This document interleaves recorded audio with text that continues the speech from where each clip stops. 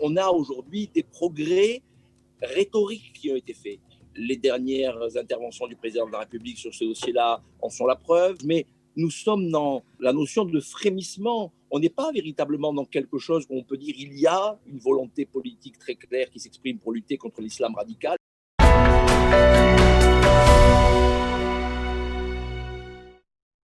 Nous sommes en ligne avec Aryeh Ben-Semoun, le directeur général d'Elnet Europe. Aryeh, bonjour, Boker Tov. Boker Tov, Daniel. Alors on vous voit devant un drapeau, des drapeaux israéliens et américains. Alors je ne sais pas si c'est lié bien entendu à la conversation que nous venons d'avoir avec Emmanuel Navon sur les risques d'une exportation des émeutes de Washington en Israël.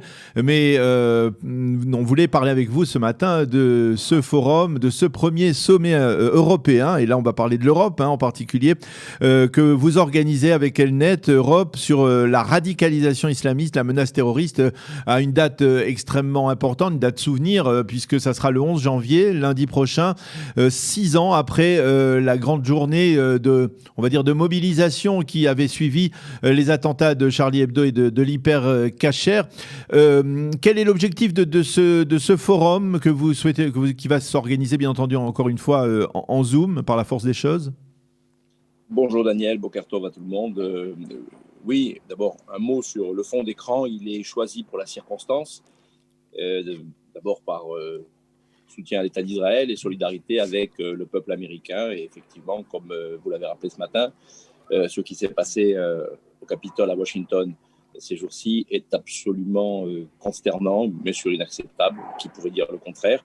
Et je crois que nous devons toujours avoir à cœur de préserver de toutes les manières possibles et imaginables, aussi imparfaite soit-elle, la démocratie. Voilà, c'était quelques mots en il fallait le dire. Daniel. Alors, oui, nous organisons non pas un forum, non pas une réunion de plus sur le sujet, mais bien un sommet européen. Sommet européen veut dire que c'est un moment où nous souhaitons bien sûr réfléchir sur un certain nombre de problématiques très importantes, la radicalisation islamiste, la montée du terrorisme, évidemment, de manière générale, la montée de l'islamisme en Europe et dans le monde, le communautarisme, toutes les formes d'atteinte justement à la démocratie, toutes les volontés qui s'expriment de manière idéologique et religieuse et fondamentaliste pour bouleverser les sociétés dans lesquelles nous vivons, pour les faire tomber, pour les soumettre finalement à une loi étrangère. Et ça, c'est un phénomène que nous n'observons pas depuis quelques jours ou quelques semaines, mais depuis de nombreuses années.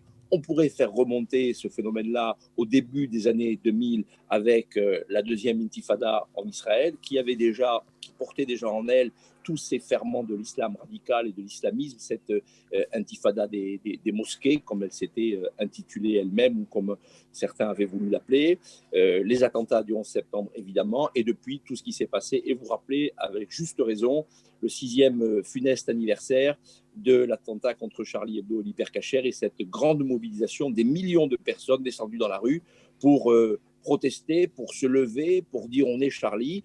Mais la question qui est posée 6 ans après, que reste-t-il de ces mobilisations? C'est ça. Alors, où en sommes-nous véritablement? Eh ben c'est la question que je voulais vous poser parce que on parle, on organise des forums, des sommets, des conférences, on organise. Qu'est-ce que l'on fait sur le terrain? Qu'est-ce que les autorités, par exemple, on va parler de la France en particulier, qui est durement touchée, on va dire, par la menace terroriste islamiste. Qu'est-ce que la France a fait au cours des dernières années qu'elle n'avait pas fait auparavant? Est-ce que vous avez le sentiment qu'il y a une véritable mobilisation aujourd'hui, une véritable prise de conscience de la part du président de la République, des autorités, en particulier ces 2 dernières années, avec la multiplication également d'attentats ou d'actes terroristes? Non, c'est notoirement insuffisant. Ce qui a été fait, évidemment, des progrès ont été réalisés, notamment dans le fait d'assumer que nous sommes face à une menace qu'on est capable aujourd'hui de nommer sans circonvolution, sans prendre de risque, de devoir en permanence s'excuser ou se justifier. Non, on a aujourd'hui des progrès rhétoriques qui ont été faits. Les dernières interventions du président de la République sur ce dossier-là en sont la preuve. La loi sur le renforcement des valeurs républicaines, initialement intitulée sur le séparatisme ou sur les séparatismes, montre bien que les choses bougent, mais nous sommes dans la notion de frémissement. on n'est pas véritablement dans quelque chose où on peut dire il y a une volonté politique très claire qui s'exprime pour lutter contre l'islam radical et pas simplement contre le terrorisme. Parce qu'attention, le terrorisme, c'est un acte de guerre. C'est facile de dire qu'on est contre le terrorisme, qu'on est contre la violence. Les islamistes, souvent, le disent eux-mêmes pour mieux dissimuler leurs véritables intentions. Donc aujourd'hui, ce dont nous avons besoin, c'est un sommet, c'est-à-dire qu'on réunit les acteurs politiques, les académiques, les experts de tous les pays européens, on les met autour de la table. Non seulement on fait le point sur cet islam radical tel qu'il se développe, sans prendre de gants, sans avoir peur d'être jugé, critiqué ou accusé d'être des islamophobes. On fait le point, on réunit les responsables politiques également et on les interpelle pour prendre des décisions, pour prendre des mesures. La raison pour laquelle, d'abord, en termes d'experts, il y a pas simplement les usual suspects que l'on connaît au niveau français pour lutter contre l'islam radical, mais qu'on a des chercheurs qui viennent des États-Unis, de Grande-Bretagne, de Belgique, du Danemark, de Suisse, d'Autriche, de France bien sûr, que nous avons des responsables politiques de tout premier plan. Il y a 3 ministres du gouvernement, et pas des moindres, qui vont s'exprimer à l'occasion de ce sommet, comme par exemple, bien sûr, Gérald Darmanin, le ministre de l'Intérieur, qui est en première ligne sur ces questions-là, Marlène Schiappa, Sarah El Haïry. Mais est-ce que vous avez la possibilité de les forcer à agir? Parce qu'au-delà des paroles, est-ce qu'il y a des actes? Oui, alors justement, forcer à agir, on ne force jamais personne à agir, mais on crée les conditions pour leur permettre justement de sortir d'une position purement rhétorique, d'une position de dénonciation, pour formuler des propositions concrètes. Et si eux ne sont pas capables de les formuler, et d'ailleurs, ils n'ont pas la science infuse, il n'y a aucune raison pour qu'ils détiennent la vérité en toute chose.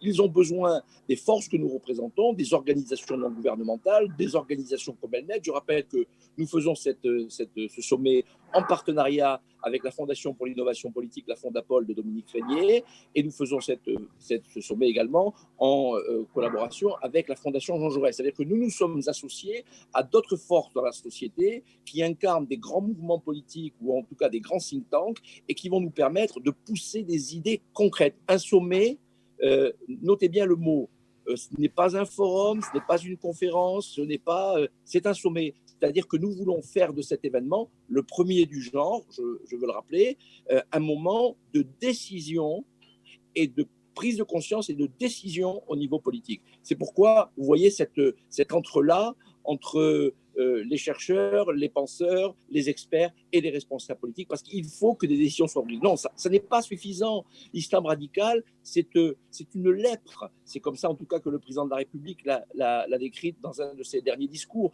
Et cette lèpre-là, on n'en viendra pas à bout uniquement avec des formules bien pensantes et avec les précautions que les anti-islamophobes veulent nous obliger à prendre.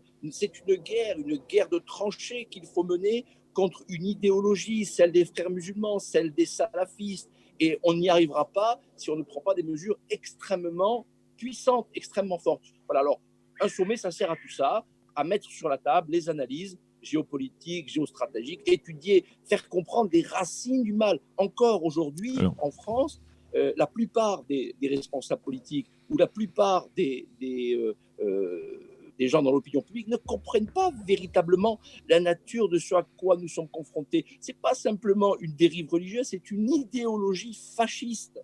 Et pour expliquer tout ça, il faut des gens capables de l'exprimer, de le développer, de le décortiquer, et puis il faut que ça ait du sens et de l'écho auprès, évidemment, de la science politique. Alors, c'est un premier sommet, ça veut dire qu'il y en aura d'autres, au moins une fois par an en présentiel, c'est-à-dire que nous espérons que l'an prochain, avec la levée des restrictions, nous pourrons tenir cette réunion physiquement dans une des grandes capitales européennes, Paris, Berlin, Rome, peu importe, que dans ce programme-là, nous aurons un deuxième volet qui va intervenir dans le courant du mois de février ou au début du mois de mars, avant les fêtes de Pessah.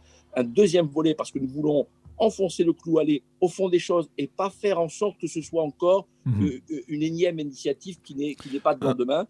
Donc, nous allons véritablement former des groupes de travail et pousser pour qu'il y ait des propositions et assurer le suivi de ces propositions pour que des décisions soient prises au niveau politique. Alors, et donc, dans le deuxième volet, nous évoquerons davantage le terrorisme, nous évoquerons davantage les réseaux de l'islam radical en Europe, et ils sont extrêmement puissants. Et tout cela, Daniel, nous connecte à ce qui se passe évidemment au Moyen-Orient. voilà, justement, j'aurais voulu, mais on n'a pas le temps de vous poser une question sur l'implication d'Israël dans ce genre de processus.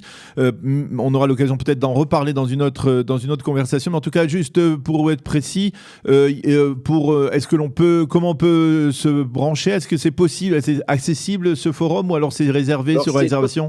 Pas du tout, c'est totalement ouvert au public.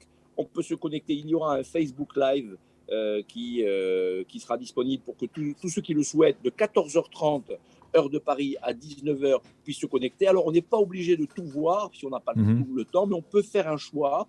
Il suffit d'aller sur le Facebook de Elnet, ELNET, ou sur mon Facebook personnel, Arié Bensemoun, pour pouvoir accéder à tous les liens qui permettent de s'inscrire si on souhaite s'inscrire, de participer au Facebook Live si on le souhaite, et de voir, bien sûr, de télécharger ou d'avoir accès à l'intégralité du programme qui est absolument minuté. Il y aura notamment un événement très important avec un face-à-face un dialogue entre Manuel Valls, ancien Premier ministre, qui est très présent dans l'organisation de cette manifestation, et l'ancien Premier ministre David Cameron. Bien sûr, la grande intervention de Gérald Darmanin, celle des ministres, deux tables rondes extrêmement importantes. Et j'espère que nous serons très nombreux à y assister. Mais plus encore, j'espère que ça aura des conséquences extrêmement pratiques, comme je l'ai dit tout à l'heure. Merci beaucoup, Arié Bensemoun, directeur général d'Elnet Europe, à l'occasion de ce premier sommet européen. Merci d'avoir été avec nous. Shabbat Shalom, à bientôt. Shabbat Shalom.